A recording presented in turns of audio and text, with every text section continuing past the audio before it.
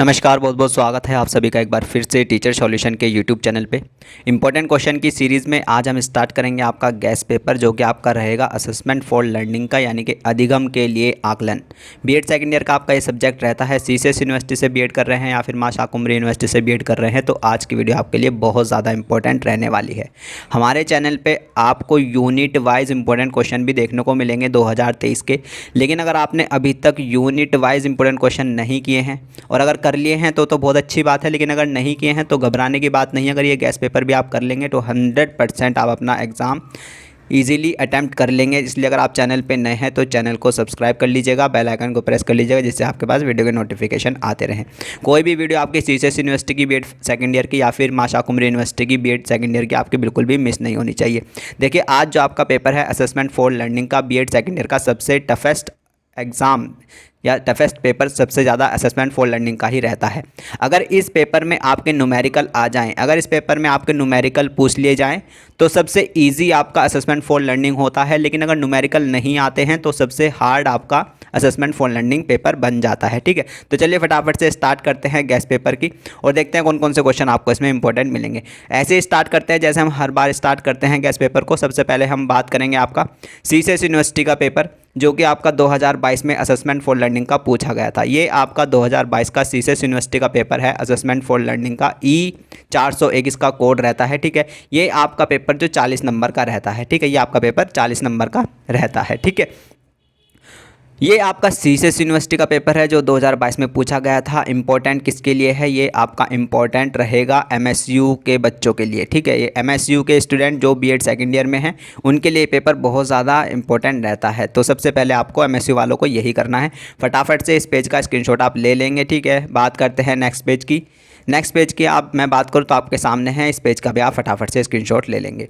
बात करते हैं नेक्स्ट पेज की। नेक्स्ट पेज आपके सामने है और इस पेज का भी आप स्क्रीनशॉट ले लेंगे। और बात करते हैं नेक्स्ट पेज की, तो नेक्स्ट पेज भी आपके सामने है तो इसका भी स्क्रीनशॉट आप ले लेंगे। ठीक है, तो आपके पास सीसीएस यूनिवर्सिटी का जो 2022 का असेसमेंट फॉर लर्निंग का पेपर पूछा गया था, ठीक है, आपके पास वो आ चुका है। ठीक है, एमएसयू के स्टूडेंट के पास। ठीक है, और सीसीएसयू वालों के पास तो ये ऑलरेडी हो गई। ठीक है, तो इसमें आपके पास लॉन्ग क्वेश्चन आ चुके हैं, वेरी शॉर्ट आ चुके हैं और शॉर्ट क्वेश्चन आपके पास आ चुके हैं। ठीक है, तो ये पेपर सबसे पहले आपको करना है। इसके बाद अब हम स्टार्ट करते हैं गैस पेपर, जो कि आपका बहुत ज़्यादा इंपॉर्टेंट रहेगा। जो भी क्वेश्चन मैं बताऊंगा 100% आपके एग्जाम में देखने को मिलेंगे। पहला क्वेश्चन जो कि बहुत ज़्यादा इंपॉर्टेंट रहता है गैस पेपर का, ठीक है, वो क्या है? वह है आपका एजुकेशनल मेजरमेंट, है ना। एजुकेशनल मेजरमेंट भाई बहुत ज़्यादा इंपॉर्टेंट रहता है। ठीक है, कैसे क्वेश्चन पूछता है? शैक्षिक मापन को परिभाषित कीजिए, संक्षेप में मापन तथा मूल्यांकन का अंतर बताइए। ठीक है, देखो, मापन और मूल्यांकन का अंतर, तो ये भी आपका शॉर्ट क्वेश्चन में आ जाता है इतना, है ना। तो ये भी कभी कभी इतना शॉर्ट क्वेश्चन में पूछ लेता है। मूल्यांकन शिक्षक के लिए किस प्रकार उपयोगी है? Define the educational measurement, briefly describe the difference between the measurement and evaluation, how evaluation is useful for a teacher, है ना। तो ये क्वेश्चन आपका इंपॉर्टेंट रहता है। और मापन और मूल्यांकन से कैसे क्वेश्चन पूछता है? ऐसे पूछता है, देखो, मापन और मूल्यांकन के अर्थ, परिभाषा और विशेषताओं का वर्णन करें, उन दोनों के बीच भेद बताएं। ठीक है, describe the meaning, definitions and characteristic of measurement and evaluation, make the difference between them, है ना। तो ऐसे क्वेश्चन आपका मापन और मूल्यांकन पे पूछ सकता है। ठीक है, देखो, मतलब सेम ही क्वेश्चन है, रिपीटेड, मतलब मैं इसको अलग नहीं कहूँगा। ठीक है, ये क्वेश्चन कर लेंगे तो ये अपने आप ईजी आप लिख देंगे। ठीक है, इवैल्यूएशन से और कैसा क्वेश्चन पूछता है कि शैक्षिक मूल्यांकन से आप क्या समझते हैं? शिक्षण अधिगम प्रक्रिया में यह किस प्रकार सार्थक है? What do you understand by the educational evaluation?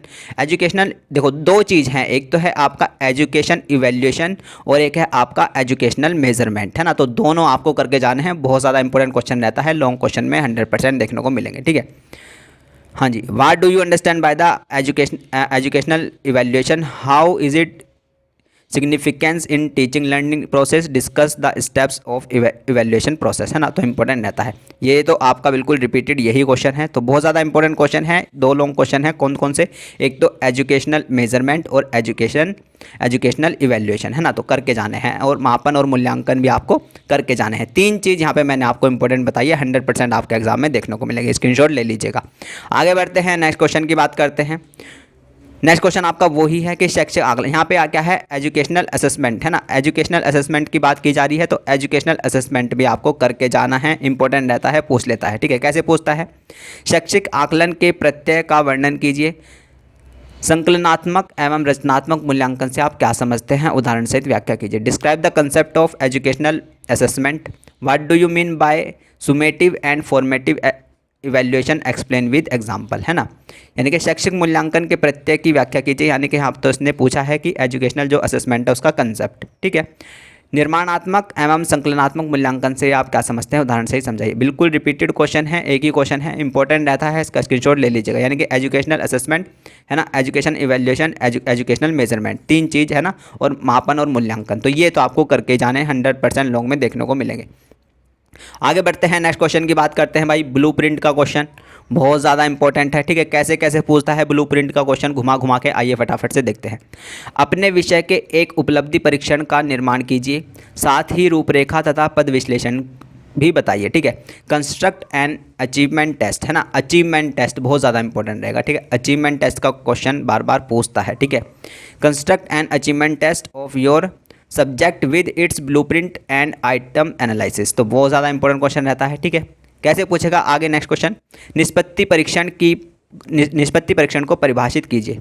देखो एक चीज़ देखना, एक तो आगे आपका उपलब्धि परीक्षण, ठीक है, उपलब्धि परीक्षण है तब भी आपका क्या है, अचीवमेंट टेस्ट है, ठीक है। निष्पत्ति परीक्षण है, ठीक है, तब भी आपका क्या है, अचीवमेंट टेस्ट है। तो घबराना नहीं है, क्योंकि क्या है कि हिंदी में वर्ड अलग अलग हो जाते हैं, तो उसका आपको क्वेश्चन को इंग्लिश में ज़रूर पढ़ना है। जो क्वेश्चन आपका हिंदी में दिया हुआ है उसको आपको एक बार इंग्लिश में ज़रूर पढ़ना है, क्योंकि इंग्लिश में जो टर्म है वो चेंज नहीं होती है। अचीवमेंट टेस्ट कहेगा तो अचीवमेंट टेस्ट ही कहेगा, हिंदी में कभी वो उपलब्धि परीक्षण कह देगा, कभी वो निष्पत्ति परीक्षण कह देगा। तो इसमें क्या है कि बच्चा कंफ्यूज हो जाता है और उसको लगता है कि यार ये तो पता नहीं क्या ही दे दिया, है ना, लेकिन क्वेश्चन वो होता वही है, ठीक है। चलिए, निष्पत्ति परीक्षण को परिभाषित कीजिए। निष्पत्ति परीक्षण के निर्माण की प्रक्रिया का नीलपरक पत्र को परिभाषित करते हुए वर्णन कीजिए, है ना। Define the achievement test, describe the procedure of developing an achievement test with illustrating blueprint, है ना। तो ऐसे ब्लूप्रिंट का क्वेश्चन घुमा घुमा के पूछता है, ठीक है। ये तो यही क्वेश्चन है एकदम, ठीक है। और कैसे पूछेगा, और ऐसे पूछेगा कि अपने विषय को एक उपलब्धि परीक्षण का निर्माण कीजिए तथा साथ में रूपरेखा तथा पद विश्लेषण की बताइए। यही रिपीटेड क्वेश्चन है, ठीक है। Construct and achievement test of your subject with, बिल्कुल वही, सारे रिपीटेड क्वेश्चन वही है, इंपॉर्टेंट रहता है ब्लूप्रिंट का ये वाला क्वेश्चन, तो करके जाना है, ठीक है। इसका स्क्रीनशॉट ले लीजिएगा। आगे बढ़ते हैं, नेक्स्ट क्वेश्चन की बात करते हैं भाई। वेरी वेरी इंपॉर्टेंट, आईसीटी का, ठीक है।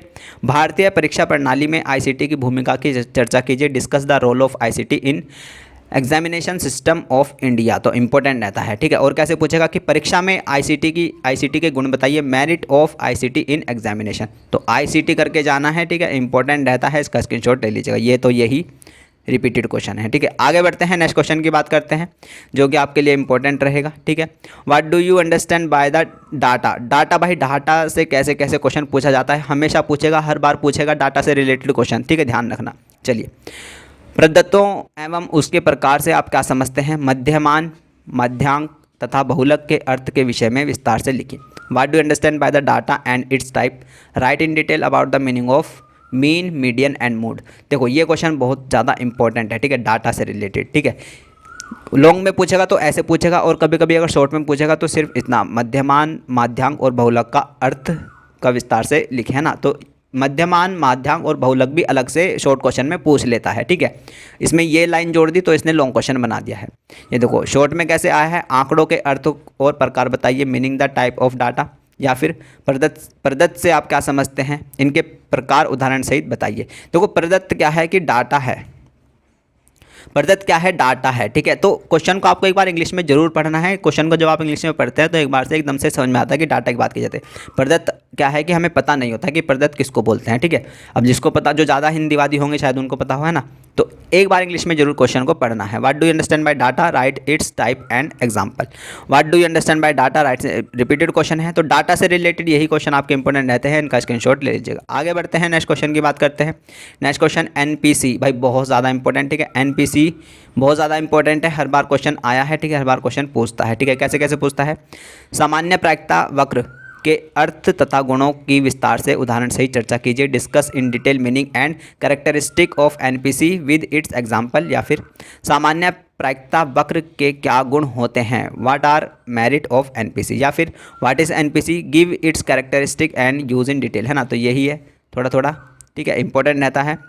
सामान्य प्रायिकता वक्र के क्या गुण होते हैं, ठीक है, वही रिपीटेड अगेन। सामान्य प्रायिकता वक्र की संक्षेप में चर्चा कीजिए। Discuss use of NPC in short. तो इंपॉर्टेंट रहता है एनपीसी, इसका स्क्रीनशॉट ले लीजिएगा, यही क्वेश्चन आपको देखने को मिलेंगे। आगे बढ़ते हैं, नेक्स्ट क्वेश्चन की बात करते हैं सीजीपीए। सीजीपीए से कैसे रिलेटेड क्वेश्चन करता है, संचय ग्रेड अंक औसत क्या है, उदाहरण सहित व्याख्या कीजिए। ठीक है, what is cumulative grade point, है ना, एवरेज एक्सप्लेन विद एग्जांपल। तो सीजीपीए आपका शॉर्ट में आ जाता है काफ़ी बार, ठीक है, तो करके जाना है। ठीक है, संचय ग्रेड पॉइंट औसत, क्यूमुलेटिव ग्रेड पॉइंट एवरेज, तो इंपॉर्टेंट रहता है, इसका स्क्रीनशॉट आप ले लीजिएगा। आगे बढ़ते हैं, नेक्स्ट क्वेश्चन की बात करते हैं। नेक्स्ट क्वेश्चन रहेगा भाई फीडबैक से, भाई बहुत ज़्यादा इंपॉर्टेंट। ठीक है, फीडबैक से बहुत ज़्यादा इंपॉर्टेंट क्वेश्चन रहता है। कैसे पूछता है, देखो फीडबैक जो होता है, देखो इंग्लिश में हम पढ़ लेंगे तो हमें पता चल जाएगा फीडबैक, है ना, क्योंकि हम क्या है कि इससे फेमिलियर हैं। अब हिंदी में क्या कहेगा, हिंदी में फीडबैक को कहेगा पृष्ठ पोषण। अब जिसको नहीं पता है पृष्ठ पोषण क्या होता है, अब तो ये वो पढ़ के ये कहेगा यार ये क्या पूछ लिया, है ना। तो पृष्ठ पोषण का मतलब होता है फीडबैक। तो पृष्ठ पोषण से आप क्या समझते हैं, सकारात्मक एवं नकारात्मक पृष्ठ पोषण के उदाहरण दीजिए। ठीक है, what do you understand bye feedback, right for example of positive and negative feedback. कैसे पूछेगा, और मूल्यांकन में पृष्ठ पोषण की भूमिका बताइए, what is the role of feedback in evaluation, या फिर what is the role of feedback of evaluation. वही इंपॉर्टेंट क्वेश्चन, रिपीटेड क्वेश्चन है, इंपॉर्टेंट क्वेश्चन है, इनका स्क्रीनशॉट ले लीजिएगा। आगे बढ़ते हैं, नेक्स्ट क्वेश्चन की बात करते हैं। नेक्स्ट क्वेश्चन जो कि आपके लिए इंपॉर्टेंट रहेगा भाई, उपकरण। उपकरण से रिलेटेड कैसे कैसे क्वेश्चन पूछता है ना, गुणात्मक उपकरण से रिलेटेड कैसे कैसे क्वेश्चन पूछता है, बहुत ज़्यादा इंपॉर्टेंट रहता है। उपकरण का क्या अर्थ है, दो गुणात्मक उपकरणों के उदाहरण की संक्षेप में चर्चा कर लिखें।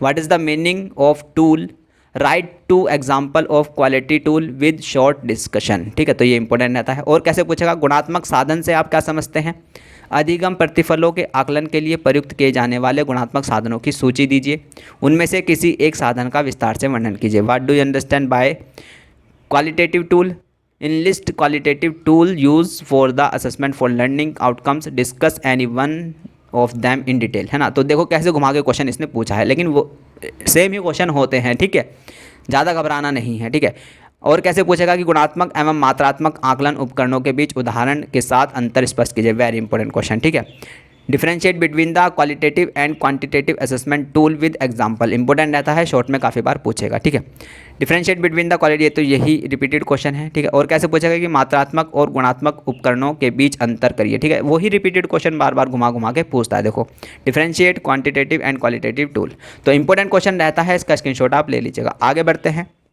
नेक्स्ट क्वेश्चन की बात करते हैं जो कि आपके लिए बहुत ज़्यादा इंपॉर्टेंट रहेगा भाई, वो आपका है ये वैलिडिटी, यानी कि आपको बताना है अलग अलग तरह के क्या है, रिलायबिलिटी, है ना, रिलायबिलिटी और वैलिडिटी से रिलेटेड क्वेश्चन पूछता है। कैसे पूछता है, वैधता क्या है, वैधता के विभिन्न प्रकारों के नाम बताइए। What is validity, write the name of different type of validity, है ना, या फिर differentiate between the reliability and validity of test, या फिर परीक्षण की विश्वसनीयता को परिभाषित कीजिए। परीक्षण की लंबाई एवं विश्वसनीयता में क्या संबंध है। Define the reliability of test, what is the relation between the length and reliability of test. तो इंपॉर्टेंट क्वेश्चन रहता है रिलायबिलिटी का। ठीक है, इसका स्क्रीनशॉट ले लीजिएगा। आगे बढ़ते हैं, नेक्स्ट क्वेश्चन की बात करते हैं। नेक्स्ट क्वेश्चन जो आपके लिए इंपॉर्टेंट रहेगा वो आपका यह है पियर्सन। पियर्सन से आपका एक तो न्यूमेरिकल इंपॉर्टेंट रहता है। ठीक है, ये मैंने ऑलरेडी कराया हुआ है। ठीक है, पिछले साल मैंने करा दिया था, वीडियो आपको देखने को चैनल पे मिल जाएगी। और थ्योरी में कैसे पूछेगा, पियर्सन सहसंबंध की मुख्य विशेषताएं क्या हैं। What are the major features of Pearson correlation, या फिर स्पेयरमैन श्रेणीक्रम सहसंबंध गुणांक का सूत्र लिखिए। Give the formula of calculative Spearman rank order correction, है ना, या फिर स्पेयरमैन का न्यूमेरिकल भी आ जाता है। ठीक है, ये मैंने कराया हुआ है। स्पेयरमैन रैंक ऑर्डर पद्धति का उपयोग करके निम्न आंकड़ों से सहसंबंध गुणांक की गणना करें। ठीक है, तो ये क्वेश्चन मैंने ऑलरेडी कराया हुआ है पिछले साल, आप इसकी वीडियो देख सकते हो। इंपॉर्टेंट रहता है ये क्वेश्चन। ठीक है, इसको करके जाना है। आगे बढ़ते हैं, नेक्स्ट क्वेश्चन की बात करते हैं। नेक्स्ट क्वेश्चन जो आपके लिए इंपॉर्टेंट रहेगा वो आपका ये है, निर्माणात्मक निर्देशन में निर्धारण की भूमिका की चर्चा कीजिए। निर्धारण के लिए अधिगम और निर्धारण का अधिगम में क्या अंतर है। Describe the role of assessment in a constructive paradigm. What are the difference between the assessment for learning and assessment of learning. तो भैया ये बहुत ज़्यादा इंपॉर्टेंट रहता है आपका, असेसमेंट फॉर लर्निंग और असेसमेंट ऑफ लर्निंग। ठीक है, ये हर बार क्वेश्चन मतलब घुमा घुमा के पूछता है। कैसे पूछेगा, describe the role of assessment in a constructive paradigm, ये तो यही है रिपीटेड बिल्कुल, है ना। What are the difference between the assessment for learning और असेसमेंट ऑफ लर्निंग, है ना। और कैसे पूछ सकता है, और ऐसे पूछेगा कि आकलन और अधिगम से आपका क्या तात्पर्य है। अधिगम के लिए आकलन और अधिगम का आकलन के बीच अंतर करिए। What is the what do you mean by the assessment and learning make the differentiation between assessment for learning and assessment of learning, है ना। तो इंपॉर्टेंट रहता है, ये करके जाना है, ठीक है। आगे बढ़ते हैं, नेक्स्ट क्वेश्चन की बात करते हैं। नेक्स्ट क्वेश्चन जो आपके लिए इंपॉर्टेंट रहेगा भाई, स्टैंडर्डाइज टेस्ट, है ना। स्टैंडर्डाइज टेस्ट बहुत ज़्यादा इंपॉर्टेंट रहता है, ठीक है, हमेशा पूछ लिया जाता है। प्रमाणीकृत परीक्षण क्या है, इस विशेषताओं का विस्तार से वर्णन कीजिए। What is the standardize test, describe its characteristic in detail, है ना। What is the standardize test, describe it characteristic, repeated question. प्रमाणीकृत परीक्षण को परिभाषित कीजिए। परीक्षण प्रमाणीकृत प्रक्रिया के विभिन्न पदों का वर्णन कीजिए। Define the standardize test, describe variation steps in test standardization process, है ना। तो इसका क्या है कि एक न्यूमेरिकल भी था, वो काफ़ी इंपॉर्टेंट रहता है, वो आया था 2022 में, ठीक है। मापन के उपकरण के मानकीकरण की प्रक्रिया में वस्तुनिष्ठता, विश्वसनीयता, वैधता और मापदंडों से आपका क्या तात्पर्य है, विस्तार से चर्चा कीजिए। In the process of standardization of measuring instrument, what do you mean by the objective, reliability, validity and norms, discuss in detail. तो इंपॉर्टेंट रहता है स्टैंडर्डाइज टेस्ट, घुमा घुमा के कैसे क्वेश्चन पूछता है, यही आपके इंपॉर्टेंट रहते हैं।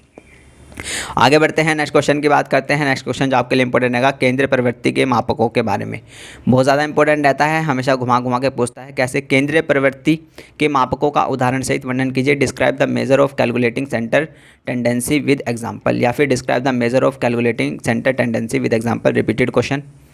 या शिक्षा में केंद्रीय प्रवृत्ति के मापों का क्या उपयोग है। What is the utility of measure of central tendency in education. तो इंपॉर्टेंट रहता है, इसको करके जाना है, ठीक है। आगे बढ़ते हैं, नेक्स्ट क्वेश्चन की बात करते हैं। नेक्स्ट क्वेश्चन जो आपके लिए इंपॉर्टेंट रहेगा, CBCS, काफ़ी ज़्यादा इंपॉर्टेंट रहता है, ठीक है, हमेशा पूछा जाता है घुमा घुमा के। चॉइस बेस्ड क्रेडिट सिस्टम क्या होता है, उदाहरण के साथ समझाइए। What is choice based credit system, explain with example, है ना। What is choice based credit, ये तो रिपीटेड ही है, ठीक है। चॉइस बेस्ड क्रेडिट सिस्टम, ये आपका शॉर्ट में पूछ लिया, ठीक है। वैकल्पिक आधारित क्रेडिट व्यवस्था क्या है, विकल्प आधारित क्रेडिट व्यवस्था किस प्रकार कार्य करती है। What is choice based credit system, how does the choice based credit system functions, explain, है ना। तो ये इंपॉर्टेंट क्वेश्चन रहता है, इसको करके जाना है, CBCS बहुत ज़्यादा पूछता है हर बार। आगे बढ़ते हैं, नेक्स्ट क्वेश्चन की बात करते हैं। इंपॉर्टेंट रहता है, सतत एवं व्यापक मूल्यांकन पर एक संक्षिप्त टिप्पणी लिखे, इंपॉर्टेंट रहता है, ठीक है। कॉन्टिन्यूस एंड कॉम्प्रहेंसिव इवैल्यूएशन बहुत ज़्यादा इंपॉर्टेंट रहता है। सतत एवं व्यापक मूल्यांकन इंपॉर्टेंट रहता है, इसका स्क्रीनशॉट आप ले लीजिएगा। आगे बढ़ते हैं, नेक्स्ट क्वेश्चन की बात करते हैं, जो कि आपका इंपॉर्टेंट रहेगा, पद विश्लेषण, काफ़ी ज़्यादा इंपॉर्टेंट रहता है, ठीक है। यानी कि आइटम एनालिसिस से क्वेश्चन आता ही है, ठीक है। What do you understand by item analysis, या फिर what do you mean by item analysis, discuss in detail the entire process of item analysis. Item विश्लेषण से आप क्या समझते हैं, या आपका क्या अभिप्राय है। आइटम विश्लेषण की पूरी प्रक्रिया पर विस्तार से चर्चा कीजिए। तो आइटम एनालिसिस करके जाना है, इंपॉर्टेंट रहता है, ठीक है। आगे बढ़ते हैं, नेक्स्ट क्वेश्चन की बात करते हैं। नेक्स्ट क्वेश्चन जो आपके लिए इंपॉर्टेंट रहेगा वो आपका ये है, मध्यमान विचलन और मानक विचलन में अंतर स्पष्ट कीजिए। Differentiate between the mean deviation and standard deviation. Standard deviation भाई इंपॉर्टेंट रहता है, ठीक है, करके जाना है, 2022 में पूछ लिया था। तो मीन डेविएशन और स्टैंडर्ड डेविएशन में क्या अंतर बताना है। डिफरेंशिएट बिटवीन, रिपीटेड क्वेश्चन है, इंपॉर्टेंट क्वेश्चन है, इसको करके जाना है। आगे बढ़ते हैं, नेक्स्ट क्वेश्चन की बात करते हैं। खुली पुस्तक परीक्षा पर एक संक्षिप्त टिप्पणी लिखिए, ठीक है। Right a short note on a open book examination, या फिर माध्यिका, ये अलग अलग क्वेश्चन है, ये क्वेश्चन अलग है, ये क्वेश्चन अलग है, तो दोनों इंपॉर्टेंट रहते हैं। माध्यिका की विशेषताएं, कैरेक्टरिस्टिक ऑफ मीडियन, तो ये इंपॉर्टेंट रहते हैं दोनों, इनका स्क्रीनशॉट ले लीजिएगा। अब बात करते हैं न्यूमेरिकल की। न्यूमेरिकल आपके कौन कौन से इंपॉर्टेंट रहते हैं। न्यूमेरिकल आपके रहते हैं P30 और P70 कैसे निकाला जाता है, ठीक है। ये मैंने ऑलरेडी 2022 में कराया था, ठीक है, इसको आप देख सकते हैं जाके। तो कैसे नहीं, बहुत ज़्यादा ईजी है न्यूमेरिकल, है ना। इतना ज़्यादा आर्ट साइड वाले बच्चे सोचेंगे कि ये न्यूमेरिकल तो बताओ हम कैसे करेंगे, ऐसा नहीं है। मैंने आपके न्यूमेरिकल सारे कराए हुए हैं 2022 में, आप उनको वीडियो को देखेंगे तो आपको बहुत ज़्यादा ईजिली समझ में आ जाएंगे, ठीक है। और न्यूमेरिकल आपका क्या है कि लॉन्ग क्वेश्चन में आता है, जहाँ आपका न्यूमेरिकल लॉन्ग क्वेश्चन में आया तो आपका पेपर एकदम इजी हुआ। न्यूमेरिकल में कुछ नहीं है, बस कैलकुलेशन होती है। P30 P70 कैसे निकालना है, ठीक है, वो मैंने सिखाया हुआ है, इसको करके जाना है। आगे बात करते हैं नेक्स्ट न्यूमेरिकल की, वह है आपका माध्य की गणना करें, है ना। तो यानी कि आपको कैसे मीन निकालना है, मीन कैसे निकालते हैं ये भी मैंने आपको कराया हुआ है, इंपॉर्टेंट रहता है। आगे बढ़ते हैं, ये छोटा सा क्वेश्चन है, ठीक है। निम्न आंकड़ों से माध्यिका की गणना करें, ठीक है। यहाँ पे मीडियन निकालनी है, तो कैसे निकालनी है वही मैंने आपको कराया हुआ है। आगे बढ़ते हैं, नेक्स्ट क्वेश्चन जो आपका है, बहुलक की गणना कैसे करनी है वो भी मैंने आपका कराया हुआ है, ठीक है। तो यही था आपका असेसमेंट फॉर लर्निंग का गैस पेपर जो मैंने आपको बताया है, ठीक है। सारे कंपलसरी आपके B.Ed सेकेंड ईयर के आज पेपर हो चुके हैं, है ना। बीएड सेकेंड ईयर के सीसेस यूनिवर्सिटी के और एमएसयू यूनिवर्सिटी के सारे कंपलसरी के गैस पेपर मैंने आज कंप्लीट करा दिए हैं। ठीक है, अब बचता है आपका एनवायरनमेंट का पेपर बचता है, उसको भी कल परसों में ही कंप्लीट कर लेंगे। तो बीएड सेकेंड ईयर का आपके गैस पेपर का सारा कंटेंट कंप्लीट हो जाएगा 1-2 दिन के अंदर ही। ठीक है, चैनल पे नए हैं तो चैनल को सब्सक्राइब करिएगा, वीडियो अच्छी लगी हो तो वीडियो को लाइक करिएगा। ठीक है, अपने फ्रेंड के साथ शेयर करिएगा। ये जो पेपर मैंने असेसमेंट फॉर लर्निंग का बताया है 100% यहीं से ही आपका एग्ज़ाम आपको देखने को मिलेगा। कुछ भी करने की जरूरत नहीं है, अगर गैस पेपर भी कर लोगे तो आराम से ईजिली पूरा का पूरा पेपर आप अटैम्प्ट कर लोगे। ठीक है, न्यूमेरिकल जो मैंने कराए हैं पुरानी वीडियो आप उनको देख सकते हो, बाकी अगर टाइम मिलता है तो नई वीडियो भी न्यूमेरिकल की बना दी जाएगी। ठीक है, तो ज़्यादा टेंशन नहीं लेनी है। कोई डाउट है तो पूछ सकते हैं। चैनल पे नए हैं तो टेलीग्राम ग्रुप से भी जुड़ सकते हैं। टेलीग्राम ग्रुप का लिंक आपको इस वीडियो के डिस्क्रिप्शन बॉक्स में मिल जाएगा। सीसेस यूनिवर्सिटी से बीएड कर रहे हो और सेकंड ईयर में हो, या फिर एमएसयू से बीएड कर रहे हो और सेकंड ईयर में हो, तो अपने अपने ग्रुप में जुड़ जाना है। ठीक है, उसका लिंक आपको डिस्क्रिप्शन बॉक्स में मिल जाएगा। तो चलिए, जमे रहिएगा, बने रहिएगा, चैनल से जुड़े रहिएगा, अपना ध्यान रखिएगा, अपने घर वालों का और अपना खुद का भी, और पढ़ते रहिएगा। एग्ज़ाम स्टार्ट होने वाले हैं। नमस्ते, टाटा, थैंक यू, धन्यवाद।